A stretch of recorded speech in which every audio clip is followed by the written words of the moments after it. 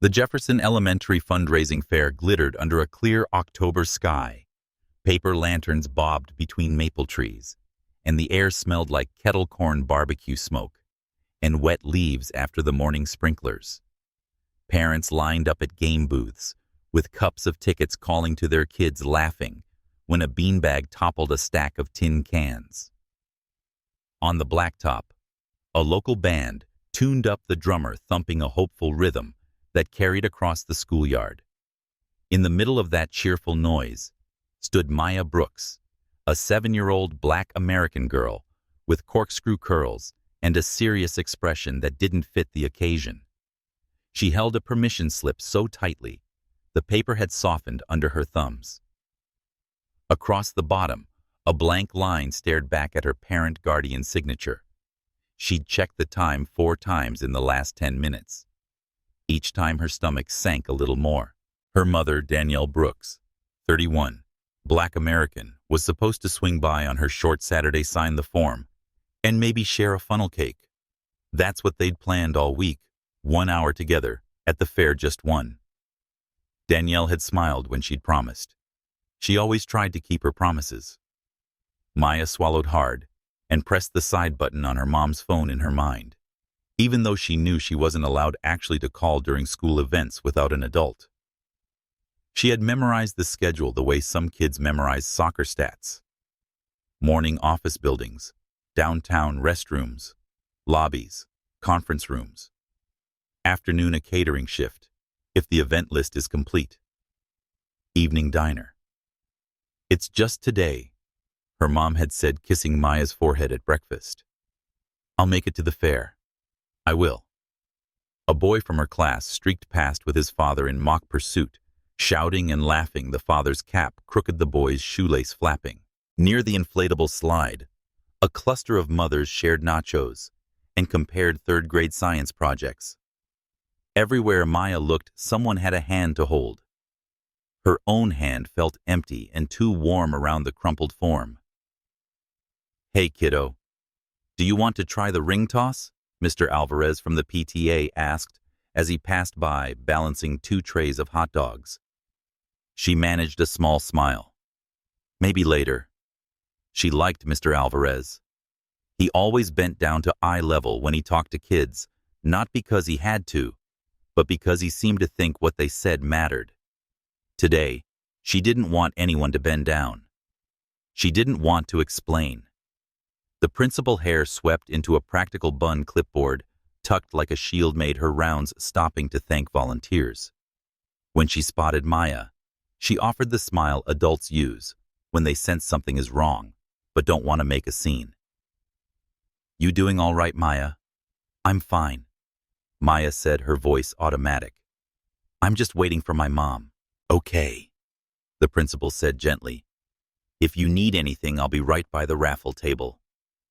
Maya nodded and drifted toward the dunk tank, where a math teacher shivered in a cage over a cold blue tub, mugging for the crowd. Each plunk of the target and splash of water drew a chorus of delighted shrieks. The sound felt hollow to Maya, like someone else's birthday song playing in another room. She rechecked the time. 12 minutes late. Not terrible, not yet. Danielle's bus could be slow. Her manager could have added a room at the last minute. A bride might have changed her mind about the shape of napkins. Grown-up things happened, and her mother handled them all without flinching.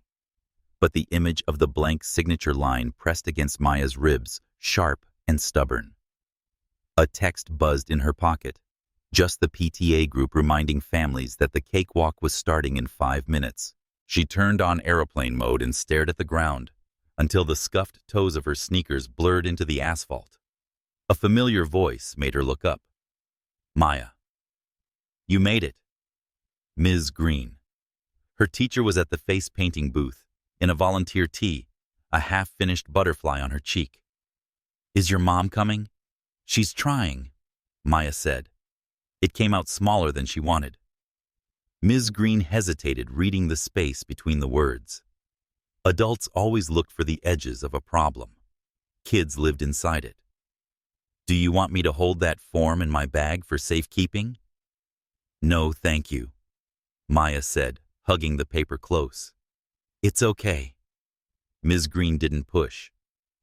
There's a quiet bench by the library if you need a break, she said softly, then was called away by a line of kindergartners waiting to become tigers. Maya slid through the crowd toward the shade of a maple tree. The permission slip fluttered as a breeze lifted it. She smoothed it again, careful like folding a blanket over a sleeping cat. A small cluster of adults stood near the stage on the far side of the yard. A man in jeans and a navy jacket spoke with the principal, listening more than talking, hands in his pockets. He was tall, with the kind of posture that made people shift toward him without knowing why. The principal laughed at something he said and gestured to the banner that read, "Thank you, Carter Foundation." Maya had seen the name on the flyer that went home in backpacks, donation provided by Carter Innovations. She didn't know what innovations meant exactly.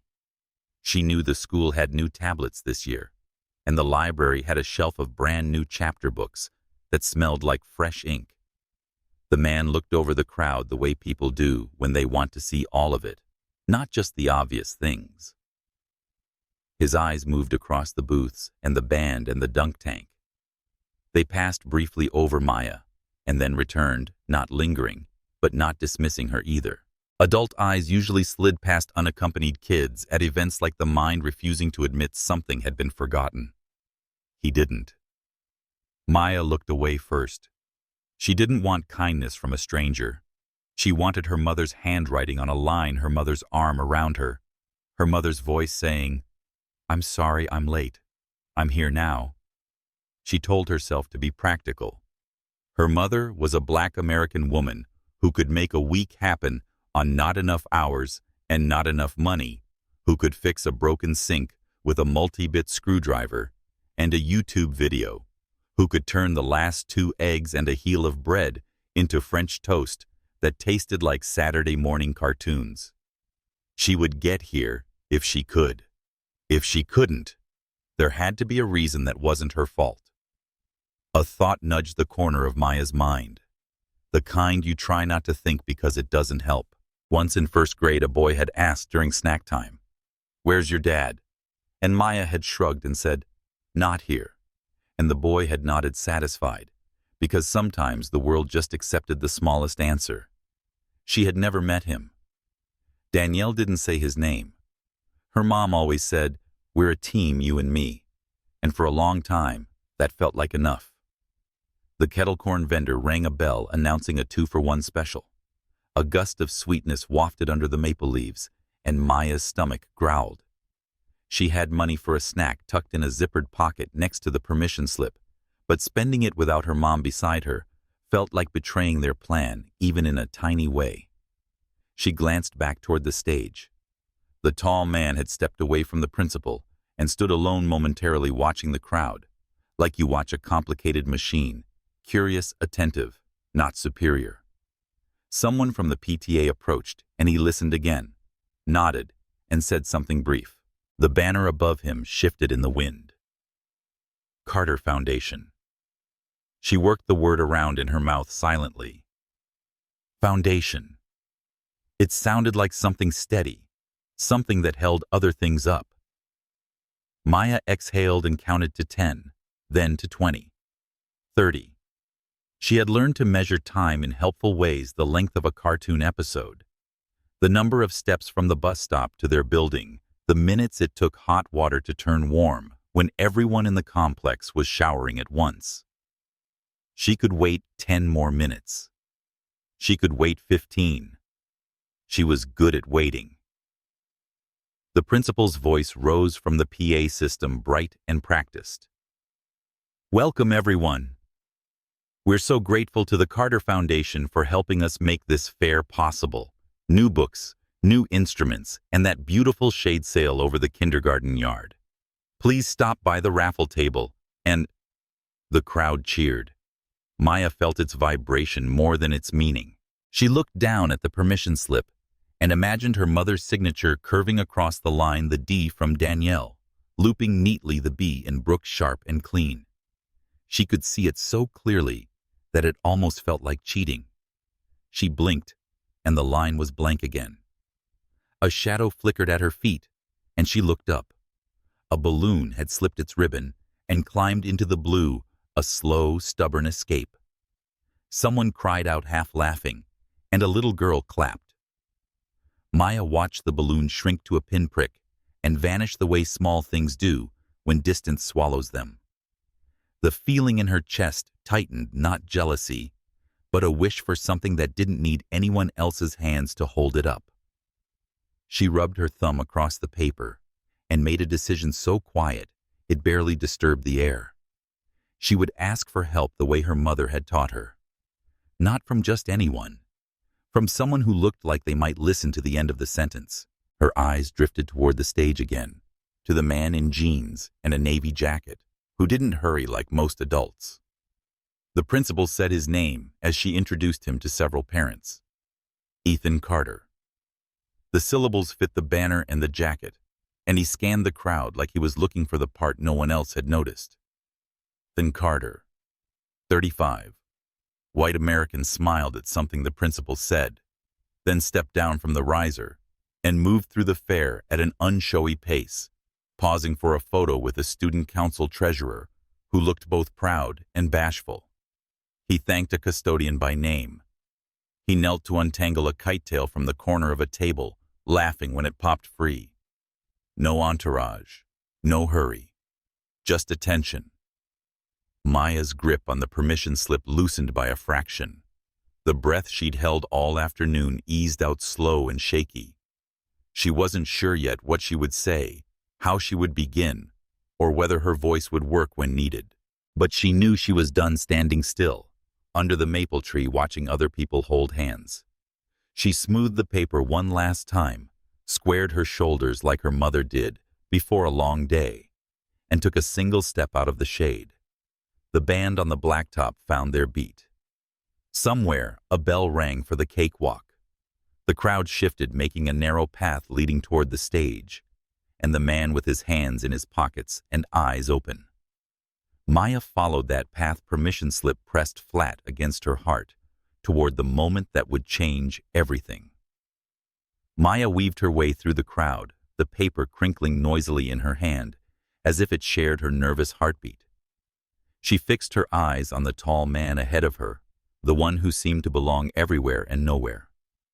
Parents brushed past her without noticing, some carrying plates of nachos, others guiding younger children toward the inflatable slide. A pair of middle schoolers jostled her as they ran by, but she didn't stop. She clutched the permission slip to her chest and hurried forward, her curls bouncing with every determined step. When he felt a tug on his sleeve, Ethan Carter was halfway through listening to a PTA volunteer explain the raffle prizes. He looked down, expecting to see a child asking for directions to the cotton candy stand. Instead, he found a small girl staring at him with wet eyes and a trembling chin. "Mr. Maya," said her voice cracking. Please follow me home." The volunteer blinked, startled, and stepped back. Ethan crouched so his eyes were level with hers. He noticed how tightly she clutched the wrinkled paper, her knuckles white around it. "Hey there," he said gently. "What's wrong?" Her words tumbled out in a rush, messy and uneven. "My mommy was supposed to come. She promised, but she's working again, and I can't get this signed, and everyone else has their parents, and I don't know what to do. You have to meet her. She says I can't take help from strangers, but if you meet her, you won't be a stranger anymore. Please." Her urgency hit him harder than he expected. He'd anticipated scraped knees or a lost balloon, not a plea that carried the weight of loneliness. Ethan felt a shift inside, a reminder of his childhood, when his parents had been too busy running their hardware store to attend every school event. But unlike this girl's mother, his parents were still present most evenings. This was something else, something more profound. The PTA volunteer looked uncomfortable. "That's Maya Brooks," she whispered, as though explaining something Ethan ought to know. "Her mom works so hard, always polite, always on time, but she's rarely here. Danielle's a good woman, just stretched too thin." Ethan nodded slowly. He could see the truth of it in the child's tear-streaked face. He offered her his handkerchief. She dabbed at her eyes clumsily, then shoved the fabric into her pocket, as if afraid he'd take it back. "I could sign your paper," Ethan suggested carefully. "I know the principal, and I'm sure she'd accept it if we explained." Maya shook her head fiercely, curls flying. "No, you have to meet my mom. She always says, don't take help unless you know someone. You have to come with me." Her insistence caught him off guard. He hesitated, torn between reason and the instinct to say yes. This was a fundraising fair full of parents, teachers, and volunteers. Surely someone else could step in. Surely this wasn't his problem. But then Maya's small hand latched onto his, and he felt the fragile strength of her grip. She looked at him like he was the last steady thing in a storm. He remembered the times he had sat in rooms full of people and still felt alone the way success and money never filled the quiet spaces at night. The idea of walking away from her now felt impossible. "All right," he said slowly, choosing each word. "If it's okay with the principal, I'll walk you home and meet your mom. We'll make sure everything's done correctly." Maya's face lit up like a switch had been flipped inside her. Relief washed through her features so bright it was almost painful to see. She nodded quickly, tugging at his hand, as though afraid he might change his mind. The principal, standing nearby, listening with concern, stepped forward. "Ethan, I know you didn't come here to babysit, but Maya's telling the truth. Danielle's one of our most dedicated parents, though her schedule makes it hard to be here. It would mean a lot if you're willing to walk her home." Ethan exhaled, decision settling over him. "Of course. I'll make sure she gets home safe." Maya tugged again, urging him toward the school gates. Ethan followed, glancing back at the fairgrounds, buzzing with color and laughter. It struck him how quickly the atmosphere had shifted. A moment ago, he'd been another donor, shaking hands, smiling for photos. Now he was stepping into someone else's fragile world. As they walked away, Maya clung to his hand with surprising strength. She glanced up at him nervously, checking whether he would vanish. "Do you like grilled cheese?" she asked suddenly, her voice still shaky, but carrying a spark of hope. Ethan smiled despite himself. "Yes, I like grilled cheese very much. My mommy makes the best kind. She says the secret is lots of butter and not too much cheese because it has to melt just right." Her chatter was both heartbreaking and disarming. It was as if she'd flipped from desperation to determination, intent on convincing him that her mother wasn't just a tired woman working too hard. She wanted him to see Danielle as she saw her, someone worth knowing. They passed the cotton candy booth, and Ethan bought her a bag without asking. She started to protest. "I don't need it," but he pressed it into her hands anyway. "Everyone should leave the fair with something," he said. Her lips twitched into a half-smile before she hugged the bag to her chest like treasure. As the sounds of the fair faded behind them, Ethan felt an unease he hadn't known in years. He had negotiated billion-dollar contracts, faced skeptical boards, and stared down rival CEOs. Yet he was following a child through quiet streets, more nervous than ever in a boardroom. "Is your house far?" he asked. "Not far," Maya said, skipping a little now. "It's on Maple Street. Mommy picked it because it gets the morning light. She says sunshine makes everything better." Her words struck him as oddly poetic for a 7-year-old. He glanced at her, wondering how often she had to repeat her mother's sayings to reassure herself. A corner store appeared ahead, its owner sweeping the sidewalk. He looked up, saw Maya, and smiled. "Hey, little Brooks, where's your mama?" "Working," Maya said proudly, tugging Ethan forward. "This is my new friend. He's coming to meet her." The man's eyes narrowed slightly as he studied Ethan like neighborhood guardians do when a stranger appears at a child's side. After a long moment, he gave a nod. "Take care of her," he said. "I will." Ethan promised and meant it. They continued down the sidewalk, passing houses with neat gardens, bicycles in driveways, laundry flapping on lines between windows. Ethan realized he was seeing the neighborhood through Maya's eyes, each landmark, a story, each person a piece of her world.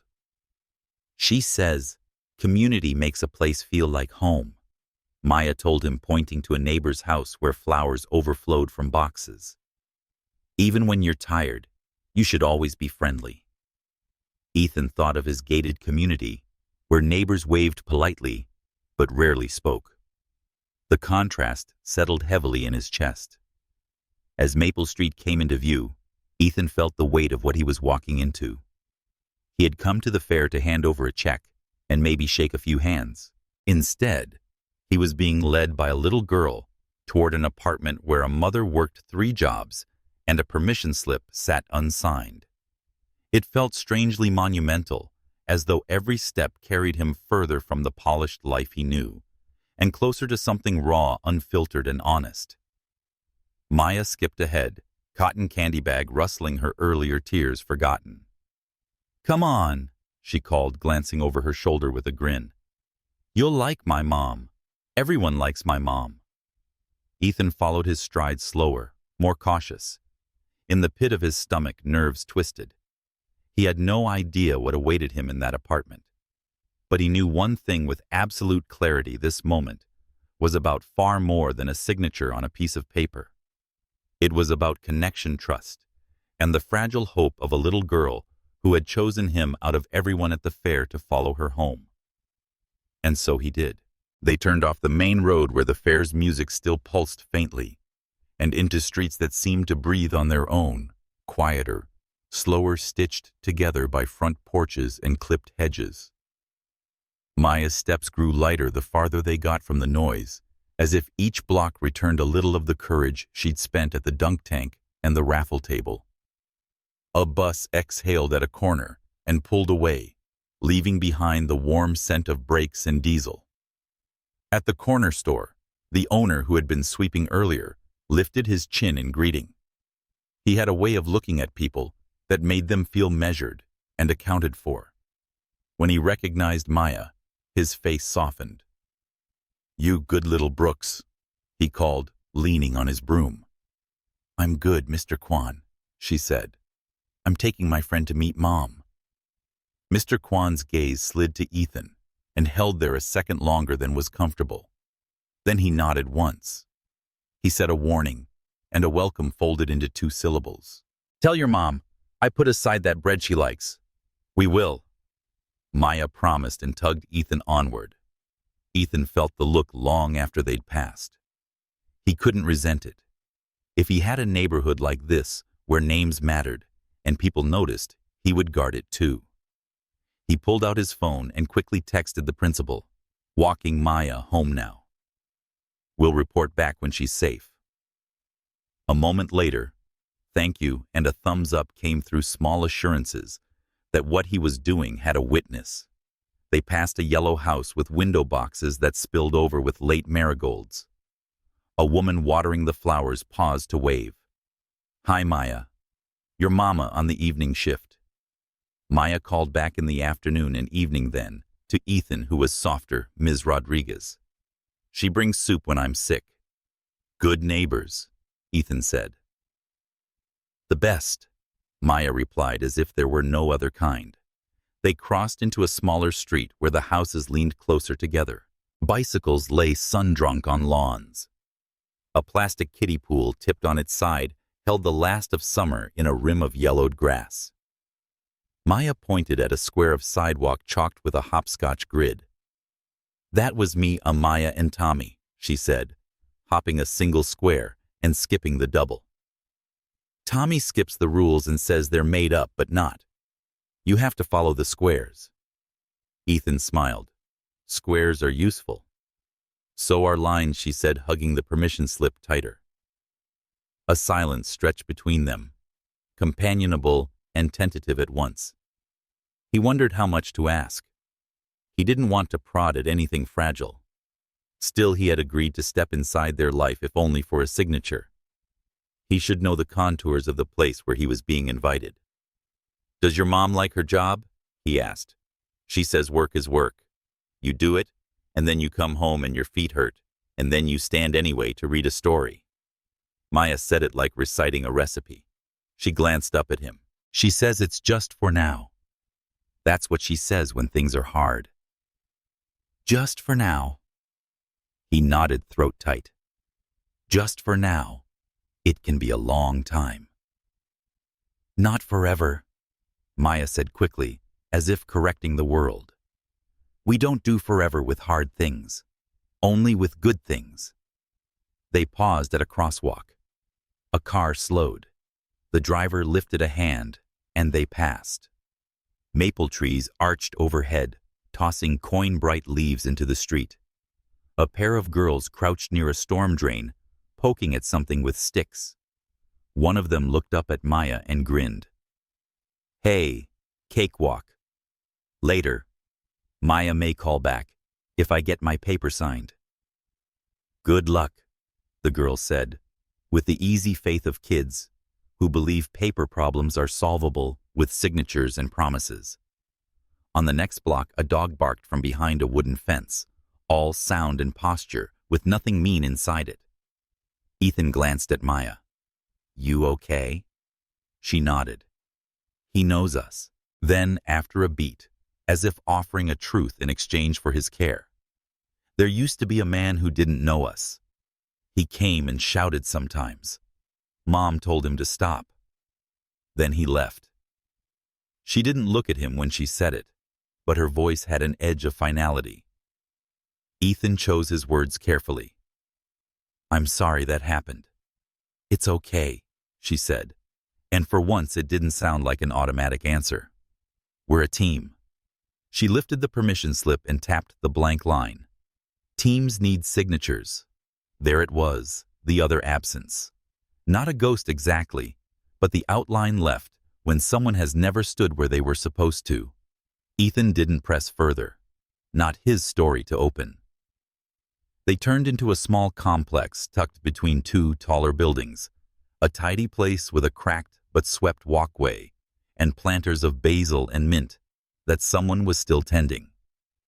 A pair of plastic tricycles leaned against the stair rail, their wheels scuffed pale. On the mailbox panel, neat labels lined up like notes on a staff. One read Brooks D2B in block letters. Maya took the stairs 2 at a time and waited for him at the landing, breathless but composed. She dug into her backpack and pulled out a key on a beaded chain, pink, blue, and gold, mismatched and perfect. Mom says I can use this if I get home first, she said, voice solemn. But only if I check both sides, and only if I call her as soon as I'm inside, and only if I keep the door latched for anyone I don't know, and only if I don't cook anything ever. All wise rules, Ethan said and meant it.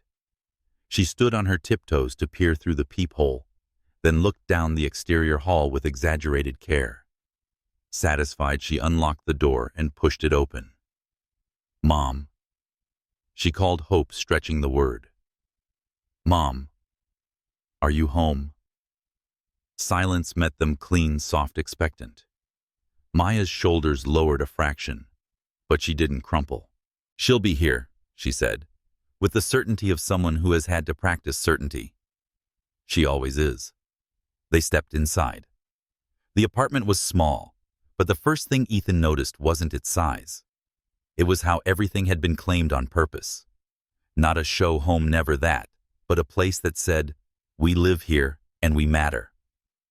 Sunlight lay warm across a second-hand couch, draped with a knit throw the color of raspberries.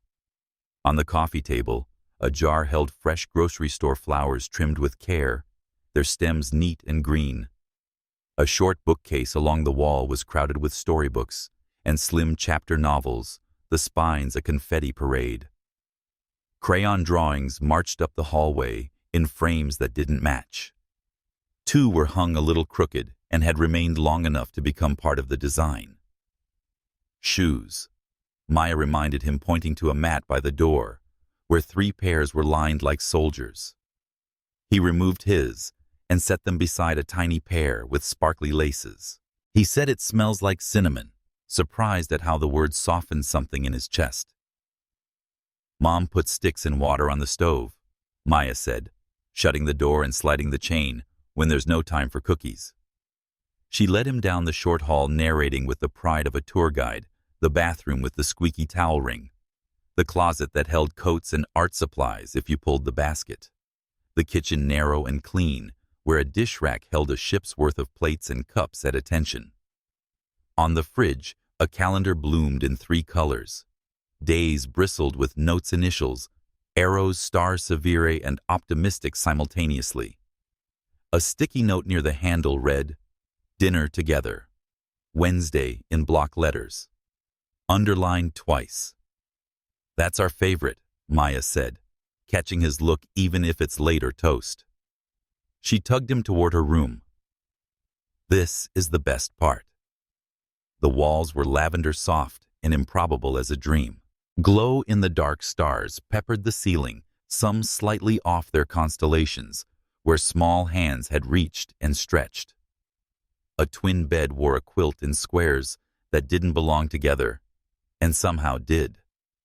On the desk, pencils waited in a coffee mug, decorated with painted handprints, and the words, "You are my sunshine," in shaky letters. Maya said we did the stars on a Saturday, flopping onto the bed and bouncing once, as if to prove the springs were loyal. We turned off all the lights and laughed when we bumped into things. Mom said the point was that they'd glow when we needed them. We don't need them most nights, but it's good to know they work. Ethan ran a hand lightly over the frame of a photo on the nightstand. It showed Danielle and Maya on a park bench, their foreheads tipped together, wearing the same broad and fierce smile. He found himself smiling back at a glass rectangle. "You can sit in the living room," Maya said, hopping up. "I'll get you water. Mom says guests get water before they decide if they want tea." He followed, but she waved him toward the couch with a gravity that made him obey. She poured carefully from a chilled pitcher, not spilling a drop, and set the glass on a coaster with a printed sunflower. Then she stood across from him, hands clasped, as if there were a script she had to deliver before the next scene could start. "Sometimes Mom is late," she said, "but not because she doesn't want to be here. Sometimes people need extra rooms cleaned. Sometimes the bus doesn't come. Sometimes her shoes are tired, and she has to sit for a minute before she comes up the stairs." "I understand," he said, and he did more than he expected. Maya took a breath, steadied by the telling. "I can wait. But I wanted you to meet her so you wouldn't be a stranger, and so you'd know we're okay, even when we're tired." The apartment hummed faintly with the refrigerator and the building's slow heartbeat. Outside, a distant siren rose and fell, then quieted. Ethan set the water on the table and leaned forward, elbows on his knees, feeling the odd certainty that he was exactly where he was supposed to be, doing a thing that made sense without any of the usual metrics. In the hallway, feet pounded up the stairs, hurried, then careful at the last step, as if the person knew the landing creaked. A key rattled. Maya turned toward the door, hope rising again like a bird startled from a branch. "Mom," she said, already smiling. "That's her." The lock clicked, the chain slid, and the door opened halfway before catching on a safety bar. A woman in a work polo and dark jeans stood framed by the evening light from the stairwell. Her shoulders were square, her eyes sharp with the reflex of someone who had learned to read a room in one glance. Then her gaze found Maya, and softened, even as worry pinched the edges. "Hey, Peanut," she said, exhaling a breath she'd been holding since the bus stop. "You beat me home." Maya launched forward. "You're here. I'm here."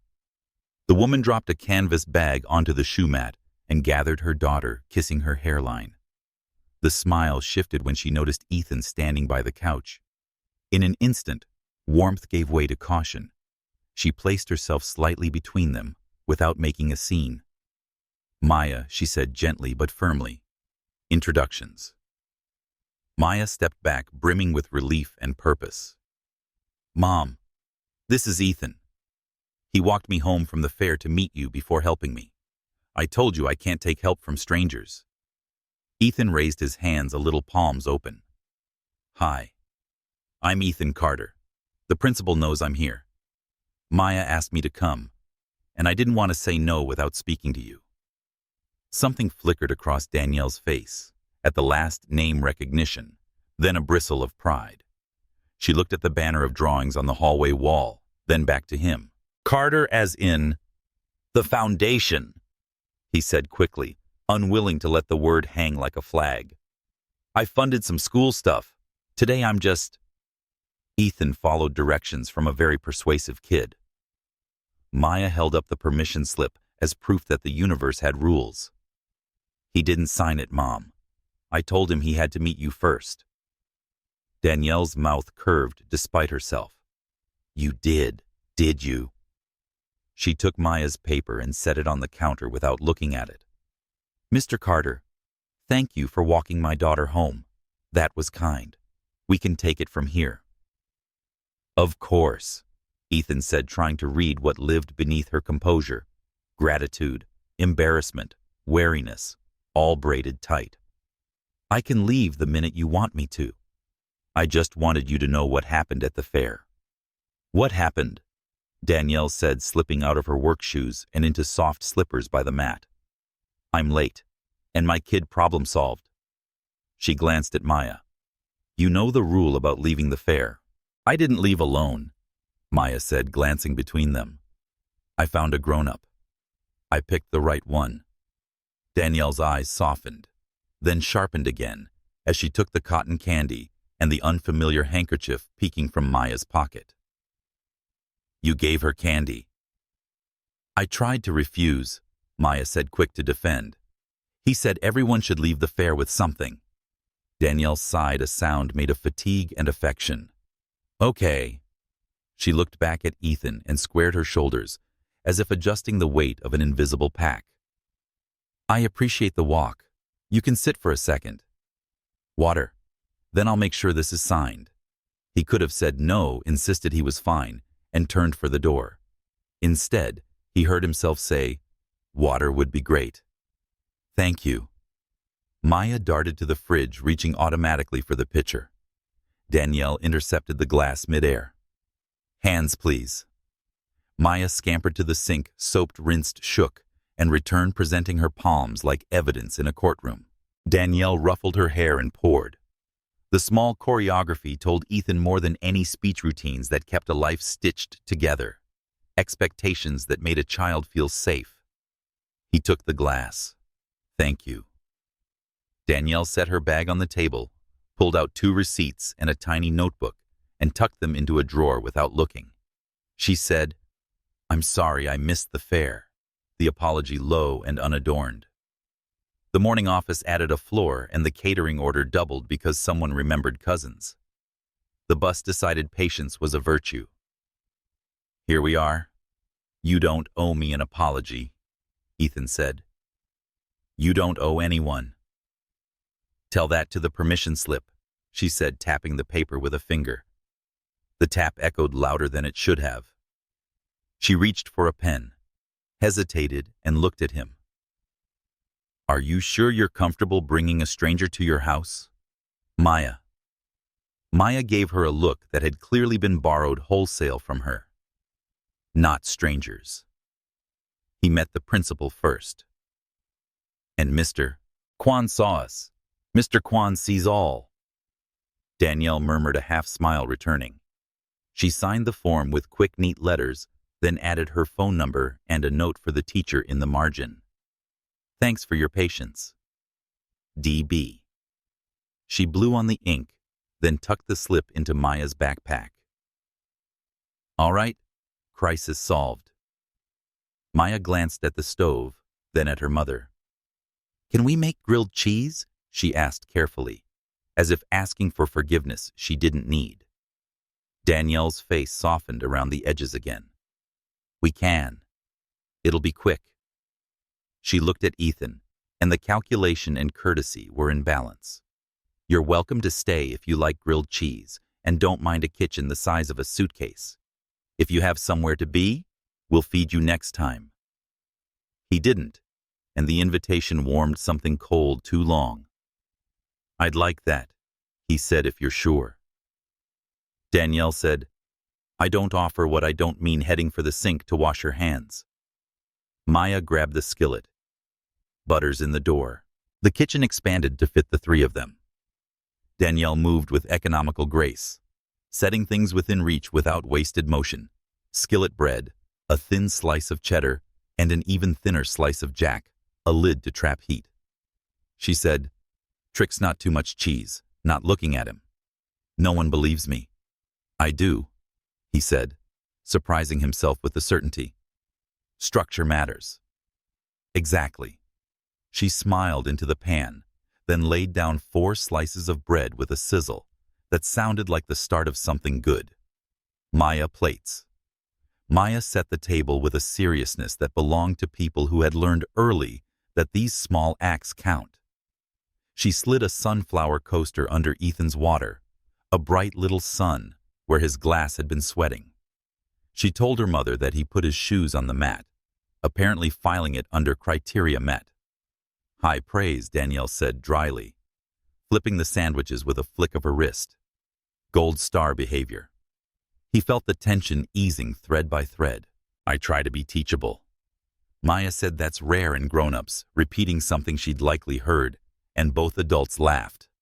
They ate at the small table folded from the wall knees, negotiating the limited geography. The grilled cheese crackled at the edges and surrendered in the middle. The tomato soup was the good kind from a carton heated with a splash of milk and a pinch of pepper. It tasted like the definition of warm. Ethan answered questions he was not often asked without a microphone nearby. What do you actually do at work? From Maya, who didn't care about press releases. He said that I mostly listen to people who know more than I do and are honest enough to be useful. And then I try to remove obstacles. That's a job, Maya asked, incredulous. A hard one, Danielle said, cutting her sandwich into triangles for herself rather than her child. Most people like to put obstacles in, not take them out. What do you do when you're not working? Ethan asked, shifting attention gently. It felt important that the conversation not sit centered on him. We go to the library, Maya said, and we do art at the park center, and sometimes we have toast dinners on the floor and call it a picnic. Danielle's eyes softened. We try to collect good days, she said almost to herself. He nodded. That's a better portfolio than most. Danielle glanced at him at the word choice, at the way he had made the sentence fit this room, instead of the rooms he usually occupied. She set down her fork. Can I ask you something? Ask. When you realized my kid had singled you out, why didn't you hand her to the nearest adult and call it done? He considered the careful phrasing and took his time. Because she asked me, he said finally. And because I recognized that feeling. Being the only person standing without a hand to hold in a place where everyone else is paired up. He looked down at his plate at the echo of bite marks in bread. Checks are easy. Showing up is harder. I'm practicing the second one. Silence settled, but not the brittle kind.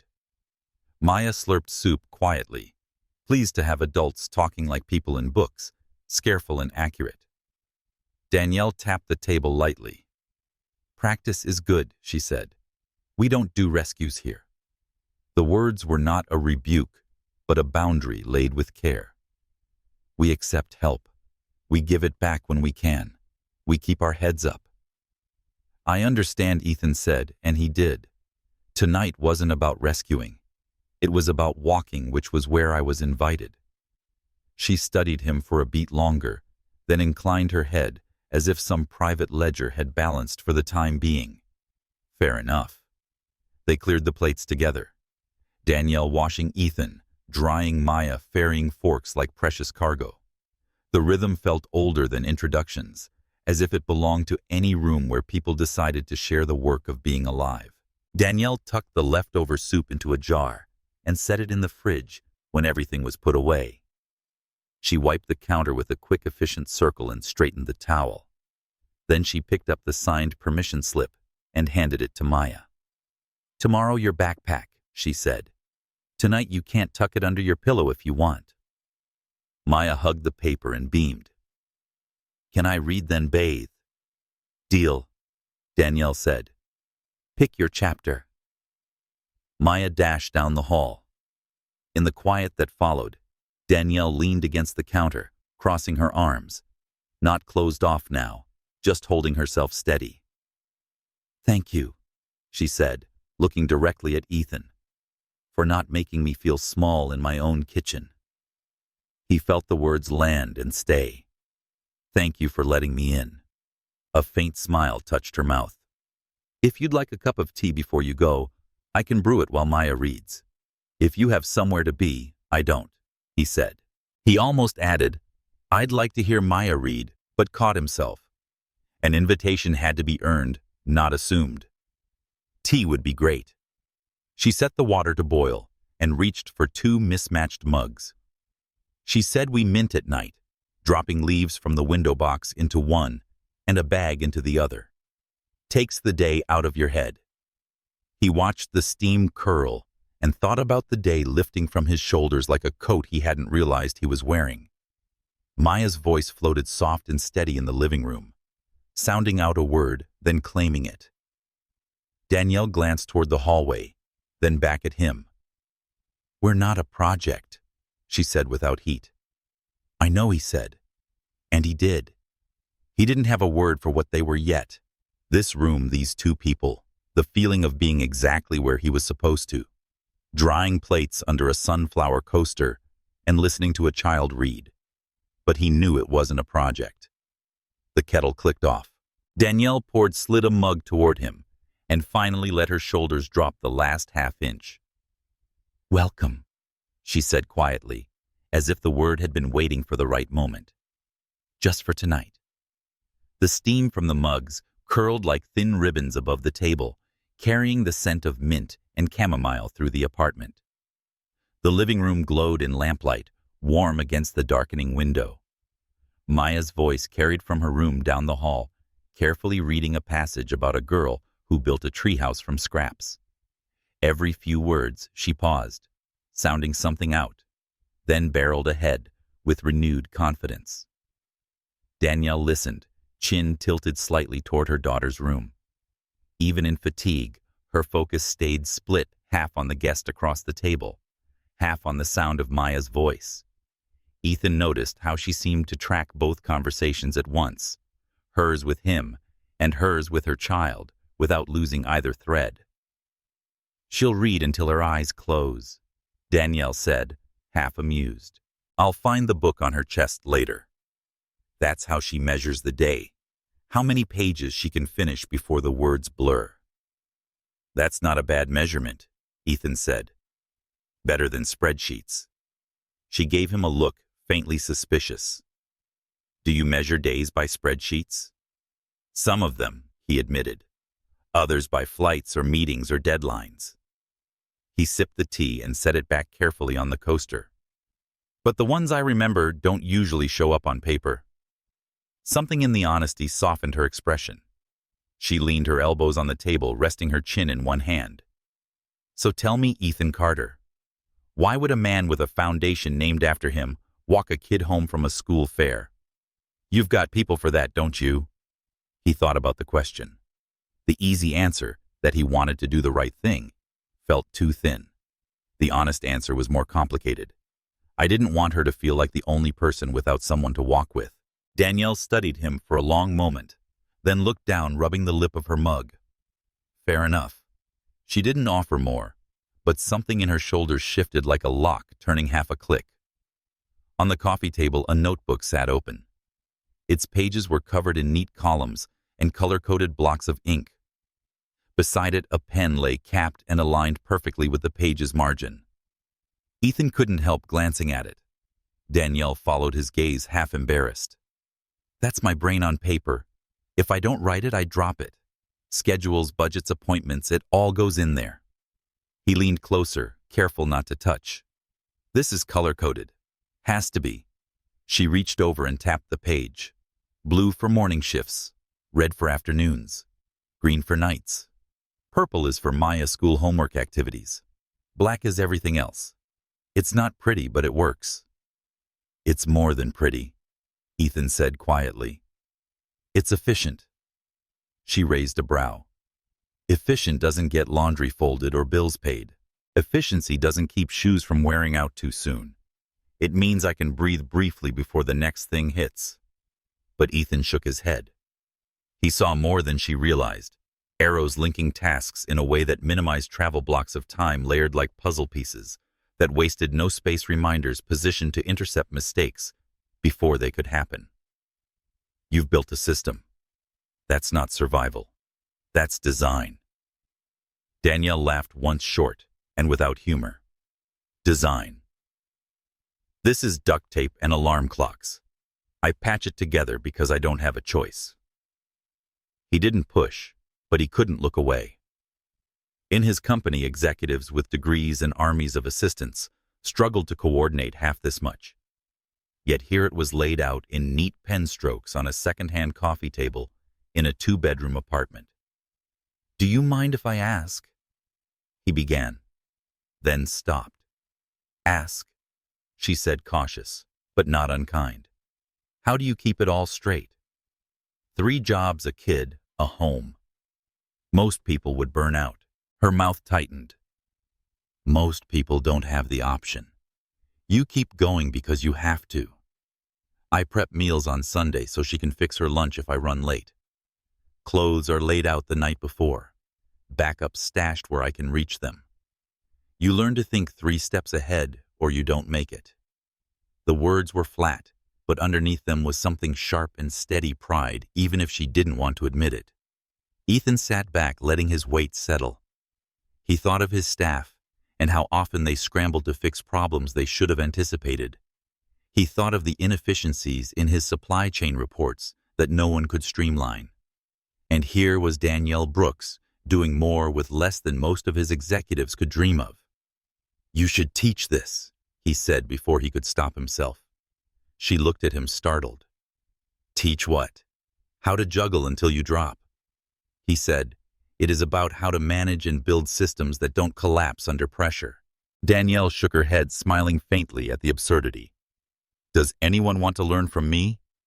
I clean offices, serve tables, and pray the bus runs on time. That's not expertise. That's surviving." But Ethan wasn't convinced. The more she dismissed it, the more he saw the value. He kept it to himself for now, but a spark had already lit in his mind, one that would not go out easily. From down the hall, Maya called Mom. "Chapter's done." Danielle rose, setting her mug in the sink. "Bath time," she said. "She'll drag it out unless I remind her." She hesitated, then looked at him. "You can stay until she's settled if you want, or you can head out. Either way, thank you for tonight." "I'll stay a little longer," he said, surprising himself again. Danielle nodded once, not smiling, but not closing the door either. She disappeared down the hall. Left alone, Ethan wandered the small room with his eyes. The drawings on the wall were galaxies of color suns and stars, and houses with gardens. On the bookshelf, amid fairy tales and library loans, sat a thick binder labeled Bills and Receipts. Everything here spoke of care pressed into order, survival, and dignity. Then he realized this apartment and family weren't defined by lack. It was determined by intention. Every detail told him Danielle Brooks refused to let circumstances erase her daughter's sense of home. The thought stayed with him as water ran down the hall, followed by Maya's laughter and Danielle's voice, firm, patient, amused. He sat back on the couch and sipped cooling tea, already knowing what he'd seen tonight was more than a glimpse of hardship. It was a glimpse of brilliance that hid in plain sight. When Danielle returned, drying her hands on a towel, she found him still sitting quietly, lost in thought. "She's settled," she said. 10 minutes and she'll be asleep." He stood, setting the mug aside. Thank you for letting me stay. You earned grilled cheese, she said with a tired smile. Not everyone does. He smiled back. I'll take that as the highest compliment. The night air was calm when she opened the door for him. He stepped out, pausing at the top of the stairs. Good night, Danielle. Thank you. Good night, Ethan. As he walked down the street toward his car, the fare long since dismantled, the spark in his chest grew brighter. He had come here to do a small kindness, a temporary fix for a child's problem. But what he had seen tonight felt like the start of something larger, something that could change more than one life if he chose to act. And he knew with surprising certainty that he would. For several days after the fair, Ethan carried the memory of that apartment with him like a secret. Meetings blurred, phone calls droned, yet his thoughts wandered back to lavender walls covered in glow-in-the-dark stars, a sunflower coaster under a sweating glass of water, and the color-coded notebook on the coffee table. He had walked into that home as a stranger. He walked out with the uneasy conviction that he had witnessed something extraordinary, an intelligence sharpened by necessity, hidden in plain sight. On Friday evening, after a week of restless half-plans, he found himself pulling into Maple Street again. The grocery bags on his passenger seat were heavy with fresh bread, organic vegetables, and cartons of milk that didn't expire in 2 days. He had added a few books for Maya tucked neatly between bags of pasta and apples. It felt strange, almost reckless, but he couldn't ignore the instinct. When Danielle opened the door, her face was exhausted, but her smile appeared anyway. "Ethan," she said, surprised. "We weren't expecting, well, anyone." "I should have called," he admitted, lifting the bags. "I could contribute. Groceries, some books for Maya. Only if you'll let me." Her eyes flicked to the bags, then back to him. "That's generous, but not charity," he said quickly, reading the hesitation in her posture. "You fed me grilled cheese. Let me return the favor." She hesitated long enough for him to wonder if he'd crossed a line. Then slowly, she stepped aside. "All right, come in." Maya bounded out of her room, curls springing as she spotted him. "You came back," she exclaimed, clutching the books before he'd even unpacked them. "Thank you." Her excitement softened Danielle's resistance. She gestured toward the counter. "Fine, groceries go there." Ethan unpacked carefully, lining up produce and staples, while Danielle leaned against the sink, arms crossed. "You realize this is more than I usually spend in a month. It's what I spend without thinking," he said, his voice gentler than he intended. "And I've been thinking about you, about the way you manage everything. I've never seen anything like it." Danielle frowned, wary. "Managing chaos isn't precisely a resume skill. That's where you're wrong." Ethan reached into his jacket pocket and drew out a slim folder he had carried for 2 days, waiting for courage. He laid it on the table between them. "I want to offer you a real job with 1 salary instead of 3 benefits and time for Maya." She didn't touch the folder. "What kind of job?" "Head of operations and logistics at my company. You'd oversee supply chain coordination, vendor relationships, and efficiency systems. All the things you already do in your life, but on a larger scale." Danielle laughed, once short and incredulous. "That's wild. I clean offices and serve tables. I don't run corporations." "You run a corporation every day," he said firmly. "You manage 3 income streams, a household, childcare, and transportation with no margin for error. You've created systems that my executives, people with MBA, haven't managed to build. You just don't get paid for it." She shook her head. "You don't know what you're asking. I don't have a degree. I don't have a suit to wear to interviews. I don't even have a car that won't break down twice a month. Why would anyone at your company take me seriously?" "They'll take you seriously because I do," he said. "Because you'll prove yourself the same way you do every day, by making the impossible look ordinary." Her arms tightened across her chest. And what happens when they realize I'm not who they thought you hired? When they look at me and see a waitress in a borrowed blazer? Ethan leaned forward, his voice low. They'll see a woman who saves this company millions by doing what no one else could. And if they can't see that, I'll make them. Danielle looked down at the folder, her breath uneven. This feels like pity dressed up as opportunity. It's not pity, he said steady. It's recognition. You're already doing the job. I'm just giving it a name and a paycheck. Silence filled the apartment, heavy and fragile. Maya flipped through one of her new books on the couch, oblivious to the storm between them. Danielle rubbed her forehead, her voice breaking softer than she wanted. Do you know how often people have offered help that turned into shame? Do you know what it feels like to be grateful and humiliated simultaneously? Ethan's throat tightened. I can't pretend to know, but I can promise this isn't that. You'd be doing me a favor, not the other way around. I need someone who can think the way you think. She closed her eyes, fighting an internal war he couldn't see. Finally, she opened the folder. Her eyes skimmed the job description, the salary, the benefits. Her hand trembled as she traced the number printed on the page. This can't be real, she whispered. 95,000 health insurance. Paid vacation.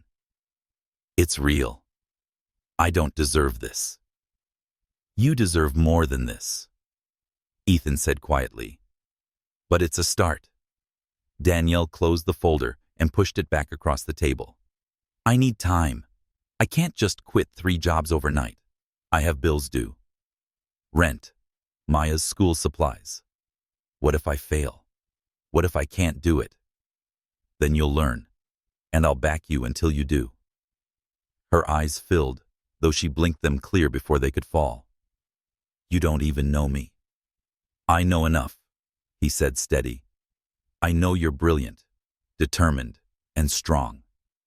I know you built a system that could run a small city. And I know you deserve to breathe. The clock on the microwave ticked over to 800 hours, the soft click loud in the silence.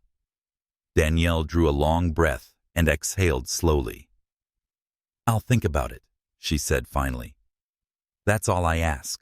She slipped the folder into a drawer, tucking it between utility bills and grocery receipts, as though hiding something fragile from the world. Then she straightened, pulling herself back into the armor of routine. Maya needs to be in bed by 8:30. You should go. Ethan rose, reluctant but respectful. At the door, he turned back. Whatever you decide, Danielle, I believe in you. She looked at him, her expression unreadable, then closed the door gently behind him. On the sidewalk outside, Ethan exhaled the breath he hadn't realized he was holding. He knew she would resist. Pride and fear made powerful shields, but he also knew she couldn't ignore the possibility forever. He had seen too clearly what she was capable of, and he wasn't going to let the world keep underestimating her. Danielle signed the contract 2 weeks later, though it wasn't without sleepless nights, whispered prayers, and long talks with Maya, curled beside her in bed. She gave notice at the diner first, her manager shaking his head and telling her they'd never find anyone who could memorize 20 orders without writing them down. The office cleaning company grumbled, but let her go. Only the catering manager looked genuinely sad. He said you were always 3 steps ahead of me, and she realized he meant it as the highest compliment. The Monday she walked into Carter Innovations as an official employee, her throat tightened, the way it had the day she left the hospital, with Maya terrified she'd break something precious before she even knew how to hold it. She wore the one blazer she'd bought at a thrift store, pressed within an inch of its life. Her shoes pinched, but her notebook was open, her pen steady, and her mind was already turning over what she'd seen on the tour. Patricia, Ethan's assistant, met her in the lobby. "Welcome," she said briskly, though her smile was kind. "He's asked me to walk you through introductions before you settle into your office." "My office?" Danielle asked, trying to keep her voice level. Corner of the operations floor. Not huge, but private, Patricia said, as though it were perfectly normal for someone with no degree and no corporate experience to have a corner office. The elevator ride stretched too long. Danielle kept her chin high, refusing to fidget. When the doors opened, a dozen pairs of eyes lifted from cubicles and laptops. The hum of conversation faltered. Word had spread. Ethan Carter had hired someone unusual. Patricia introduced herself briskly to the department heads, shipping, inventory, customer service, and vendor management. Some shook her hand with polite curiosity, others with thinly veiled skepticism. One man, tall with a clipped accent, didn't bother to mask his disdain. "Ms. Brooks," he said, his handshake limp. "Operations is a complex field. I'm sure this will be an adjustment." Danielle smiled tightly. "I've been adjusting my whole life." She let go of his hand first. By mid-morning, she was alone in her office, a bright space with a window view of the city skyline. She should have felt triumphant. Instead, she opened her notebook and drew a deep breath. The blank page looked at her like a dare. She started small, asking for reports on shipping schedules, supply orders, and customer complaints. The files arrived in digital and paper stacks, and she combed through them with the precision of someone sorting laundry into piles, whites, colors, delicates. Within an hour, she had notes scribbled in 3 different colors, arrows connecting problems no one else had realized were related. By the end of the day, she saw patterns. No one had named shipments delayed, because inventory and shipping teams used different systems. Vendors charging late fees because invoices were routed through 3 departments. Customer complaints repeating like echoes, never fixed at the root. The room stiffened when she presented her initial observations at the weekly department meeting. "You've been here one day," the tall man said coolly. "With respect, these processes have been in place for years." "And that's the problem," Danielle replied, steady but firm. "You've been paying late fees for years. You've been duplicating orders for years. You've been wasting drivers' time for years. I'm not here to insult you. I'm here to fix it."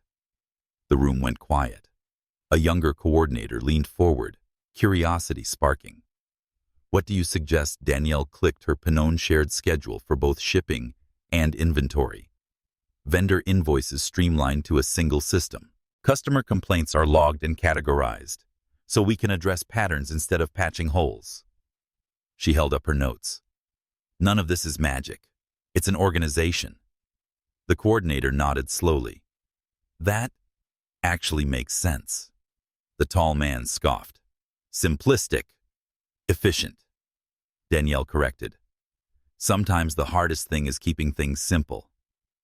Ethan, who had slipped into the meeting late, watched from behind, hiding his smile. He saw the tension, the pushback, and the spark in Danielle's eyes. She wasn't bending under the weight of skepticism. She was rising. The first weeks were not easy. She felt the stares in the cafeteria, and she heard whispers about the boss's charity project. Some employees treated her like a guest who'd wandered into the wrong room. However, others noticed that shipments arrived faster, vendors stopped charging penalties, and customer satisfaction scores increased. Results spoke louder than resumes. Back in the small apartment, she juggled homework and dinner with Maya at night, then stayed up late, mapping new processes in her notebook. She refused to let the fear of failure win. No matter how slight, every improvement she made was a promise kept, not just to Ethan, but to her daughter. One evening, after an agitated day, when 2 managers had openly questioned her authority, Ethan stopped by her office. She was still at her desk, papers spread out like a battlefield. "You held your ground today," he said, leaning against the doorframe. "They don't respect me," she admitted, not looking up. "They see a server pretending to play executive." "They'll learn," Ethan said. "You've saved this company money already.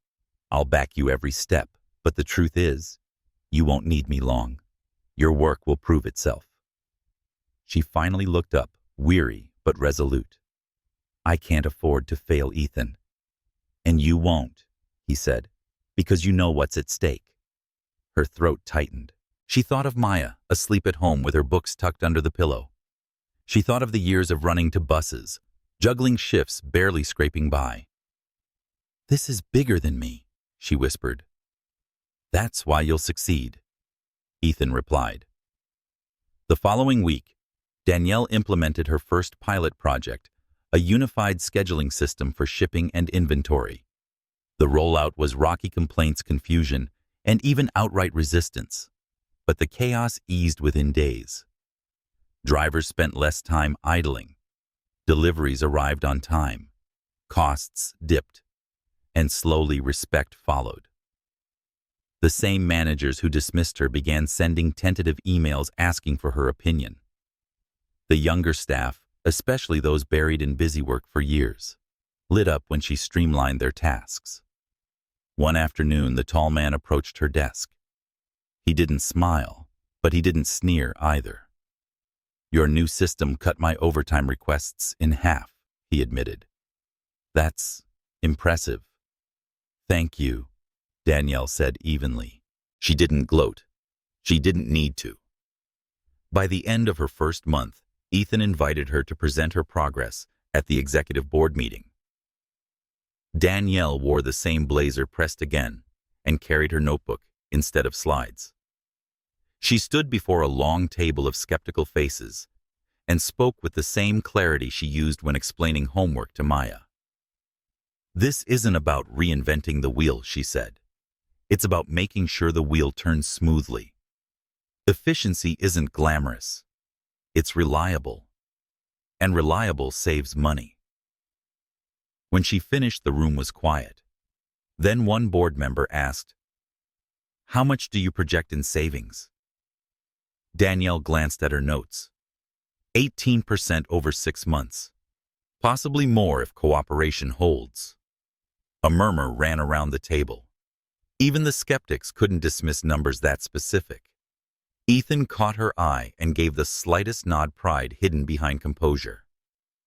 Later that night, Danielle sat at the kitchen table while Maya colored at her side. She took a long breath.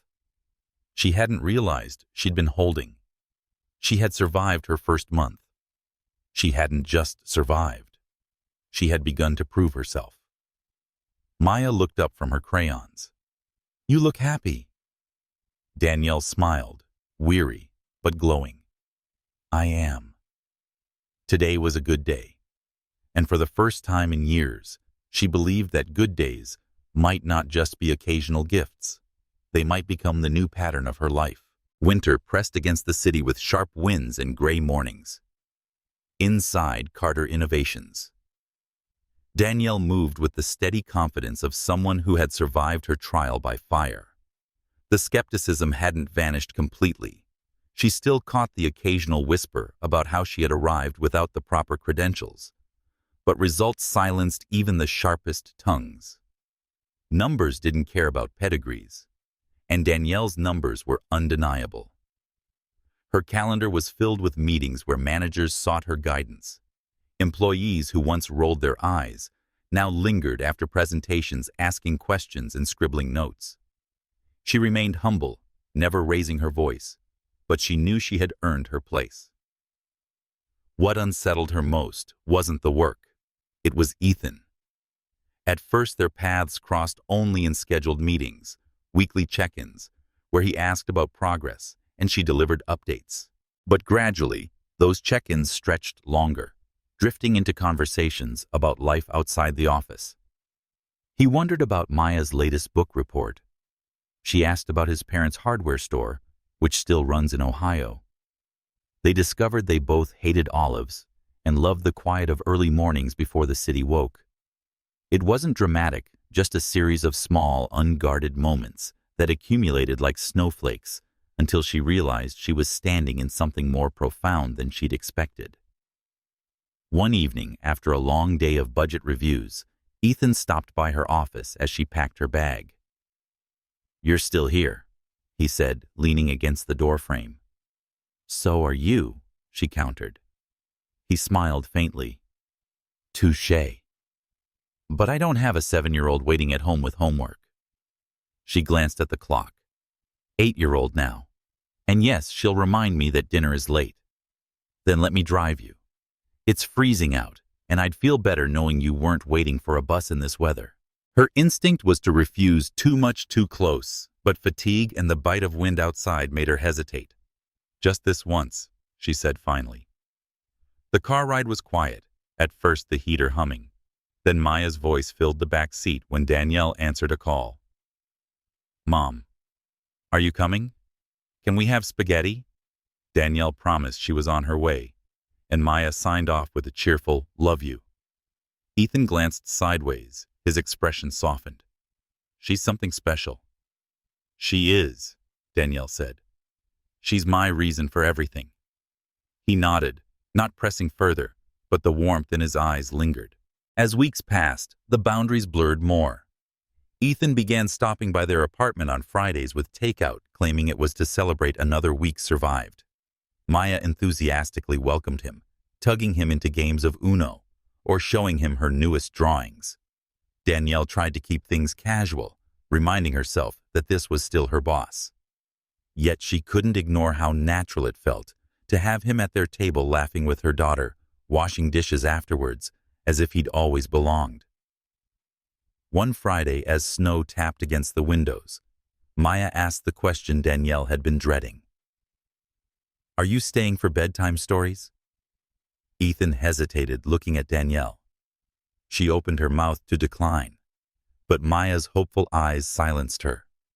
One story she allowed. They ended up reading 2.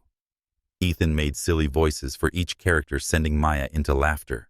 Danielle lingered at the doorway when she finally drifted off, watching him tuck the blanket around her daughter with surprising tenderness.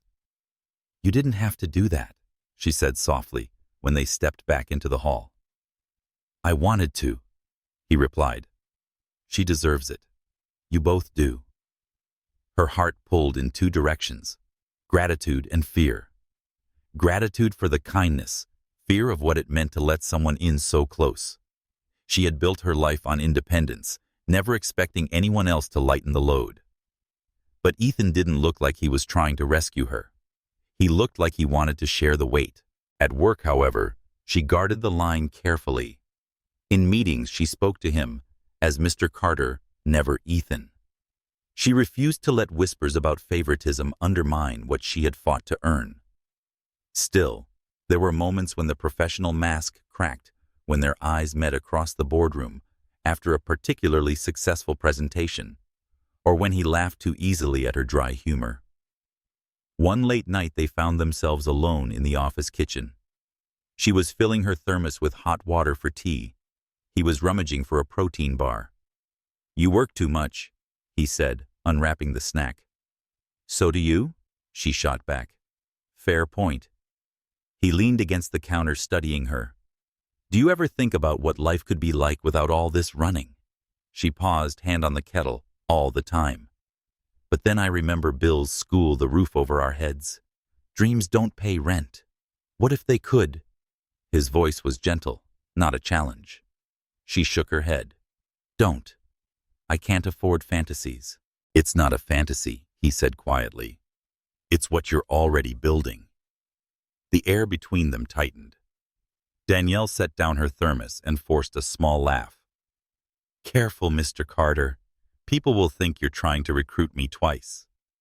He smiled, but his eyes held something unspoken. Maybe I am. She left before the silence swallowed her.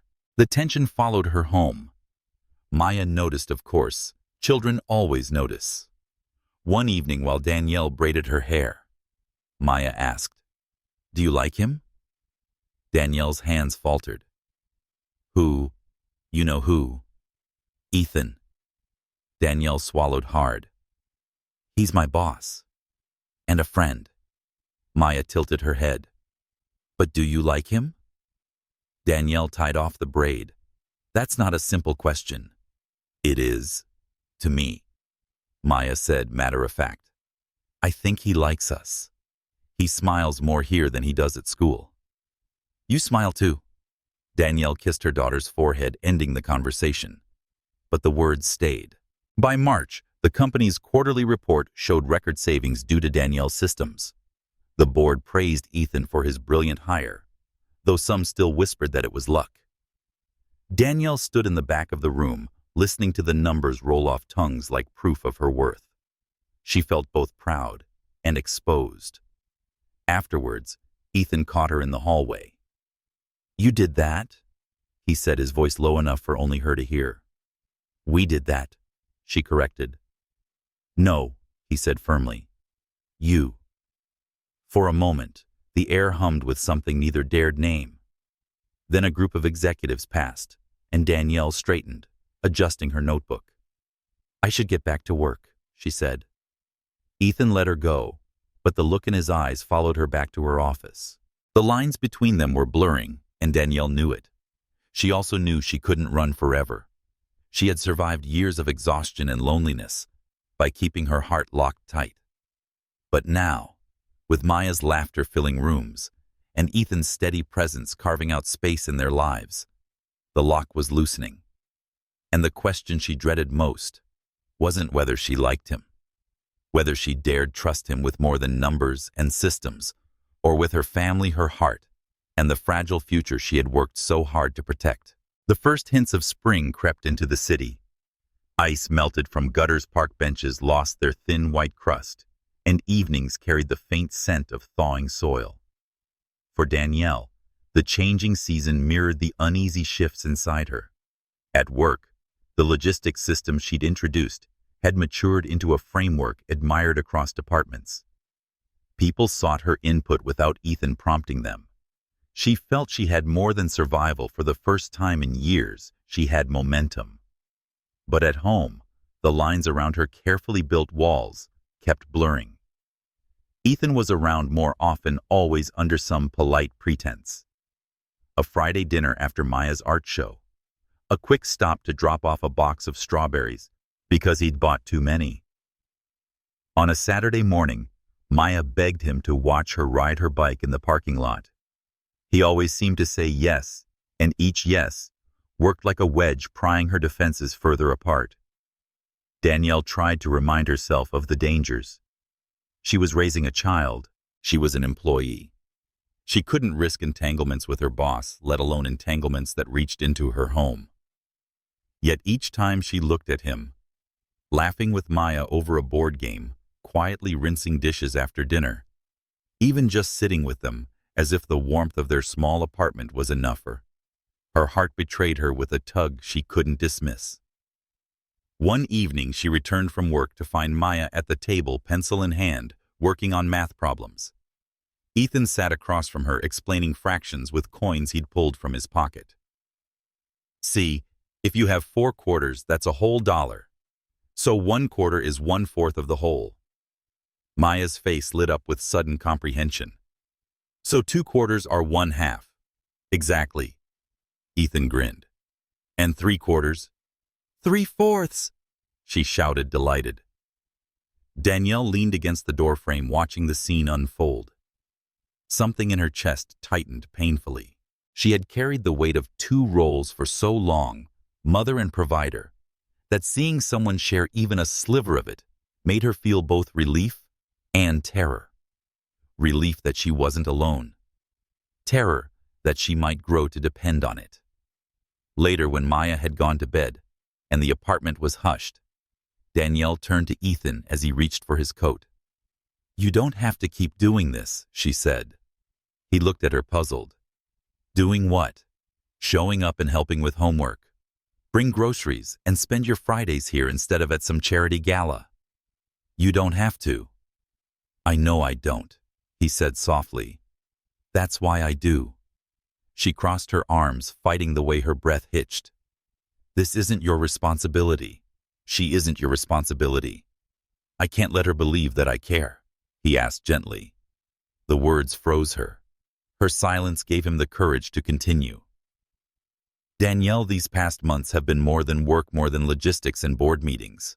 I find myself looking forward to Friday nights more than any quarterly report. I think about you and Maya when I should be thinking about budgets. I care about you, both of you." Her heart thundered in her chest. She shook her head. You don't understand. If you say that, if you even hint at that, she'll believe you. And she deserves more than someone who visits when it's convenient. I'm not visiting, he said, his voice steady. I'm staying if you'll let me. Danielle turned away, staring at the lavender drawing tacked to the fridge that Maya had proudly colored last week. You don't know what you're asking. Loving me means loving her first. Always. She has to come first before you, before me, before everything. I wouldn't expect anything else, Ethan said. She squeezed her eyes shut, trying to steady her breathing. Memories of the man who had walked out years ago still haunted her, the promises that had dissolved into excuses, the way absence had carved itself into every corner of their lives. You could change your mind, she whispered. You could decide it's too much. And I can't watch her break again. I won't, he said, almost fierce. I know what I'm saying, Danielle. This isn't halfway. This is me telling you I want to build something real. With you. With her. A floorboard creaked. They both turned to see Maya rubbing her eyes in the hallway. Mommy, why are you crying? Danielle wiped at her face quickly. I'm not baby, just tired. Maya padded closer, glancing between them. Her small voice carried the clarity of someone who hadn't yet learned to mask what she saw. Do you love my mommy? She asked Ethan directly. Ethan crouched, meeting her eyes without hesitation. Yes, he said. I do. And do you love me? She pressed. Yes, he said again, voice thick. I love you too. Maya nodded solemnly, as if she had expected nothing less. Good, because I love you. And Mommy smiles more when you're here. She doesn't look so tired all the time. You should stay. The innocence of it undid Danielle. She felt tears spill despite her efforts to hold them back. Maya reached up, patting her arm with exaggerated gentleness, then shuffled back toward her bedroom, leaving silence in her wake. Danielle pressed her hands to her face. She doesn't know what she's asking. She knows exactly, Ethan said softly. Children always do. She knows what feels right. Danielle dropped her hands and looked at him. His expression held no mockery, no hesitation, only quiet conviction. If you're in this, she said, her voice trembling, it has to be forever. No disappearing, no excuses, no halfway. He took a step closer. Forever, he promised. Slowly, carefully, whatever pace you need. But I'm here. For the first time, Danielle let the walls inside her bend. She let herself imagine a life where partnership didn't mean dependence, where love didn't equal betrayal. She let herself believe just a little that Ethan might be telling the truth. She stood at the window when he finally left that night, watching his car disappear into the dark. Her heart still feared the risks, but it knew something undeniable: they had crossed a line. There was no going back to how things had been. The question was no longer whether she liked him. It was whether she was brave enough to let him become family. The following year came with changes Danielle could never have imagined when juggling 3 jobs and waiting for buses in the cold. Her work at Carter Innovations blossomed into something transformative, not only for the company, but for herself. Confidence replaced exhaustion. Possibility replaced survival. And through it all, Ethan was there not as a rescuer, swooping in, but as a partner walking beside her. Maya thrived in the warmth of this new life. Her schoolwork improved. Her laughter filled every corner of their home, and her once quiet prayers for family became daily chatter about their future.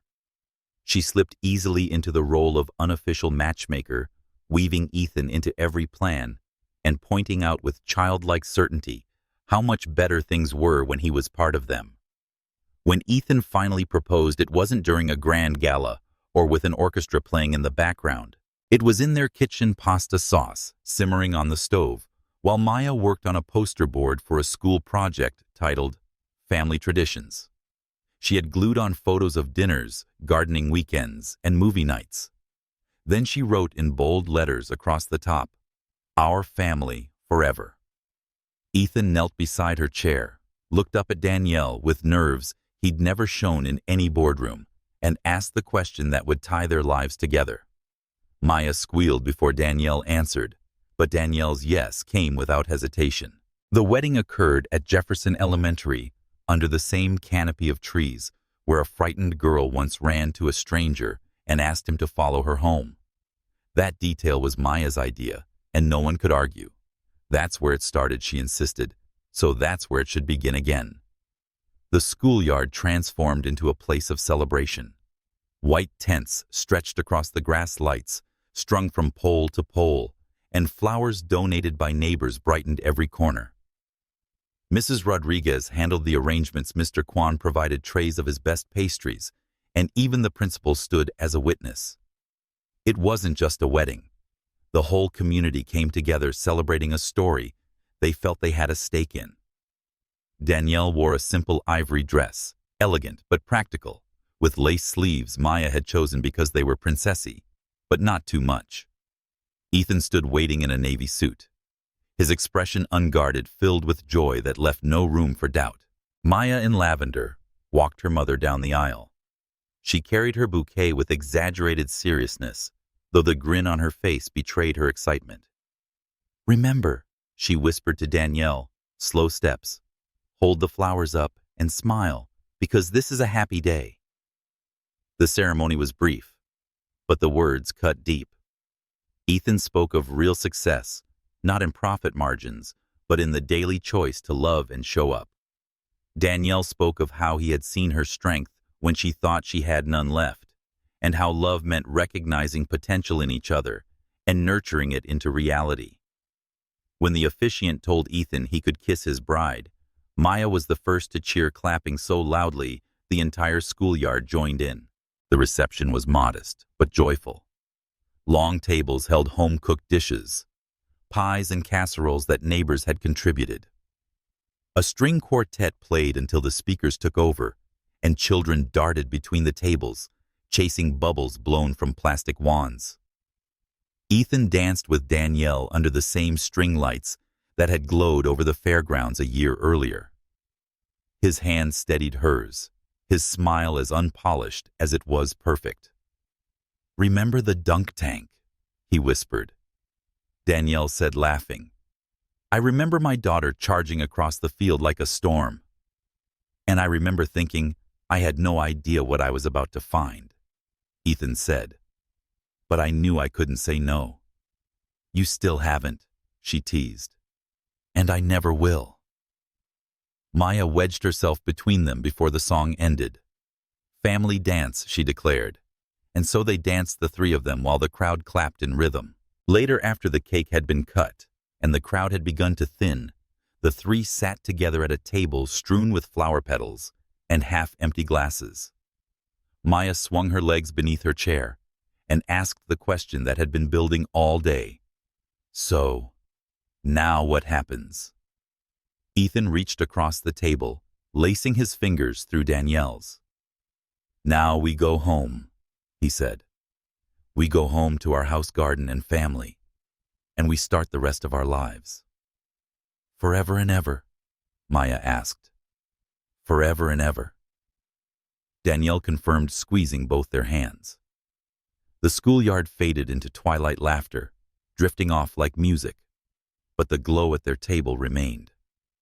All three knew that what had begun with tears at a fair had become a story bigger than any of them could have written alone. It was no longer about hardship or even opportunity. It was about a promise kept to love, to show up, to build something lasting together. As the story of Danielle, Ethan, and Maya reached its beginning, rather than its end, the narrator's voice, gentle, almost conspiratorial, carried the final words. Sometimes the best stories don't start with grand entrances or sweeping gestures. Sometimes they begin with a child tugging on a sleeve and asking for help. Sometimes they start in the smallest places, an apartment filled with love, a notebook full of color-coded plans, a fair on a crisp autumn afternoon.